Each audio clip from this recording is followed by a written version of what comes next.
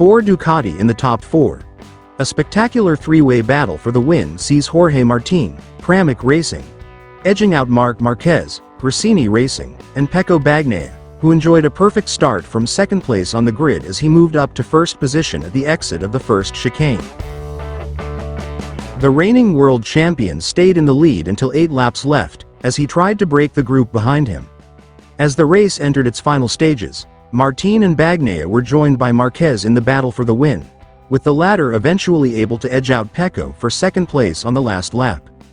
Talking about the tough race, Pecco commented, "You can never be fully satisfied if you don't win, but it was a good race. I managed to recover the feeling from yesterday, but I didn't feel as competitive as the other two, as they clearly had something extra today. We surely have to keep working, but generally speaking the weekend went well, sprint race aside, as we have always been competitive and fast. It was important to finish the race here at Le Mans after the results of the last 2 seasons here, so I'm happy about this. In the final stages, I tried to stay as close as I could to Martin in order to try and pass him at turn 13. But Marc was really strong in the third sector, and he used his speed to his advantage in order to have the better of me. From 10th place on the grid, Bastianini managed to make up 4 positions at the start and stayed with the leading group in the first half of the encounter. The rider number 23 then had to serve a long lap penalty following an overtaking maneuver on Espargaro, which cost him 3 positions. Enea reacted in an excellent way, setting the new race lap record 1 minute 31.107 seconds and making his way back to 4th at the checkered flag. Obviously I cannot be fully happy with today as I could have done a lot more, so I'm a little disappointed. We had the speed this weekend, but something didn't go our way and surely that long lap penalty did penalize us a lot.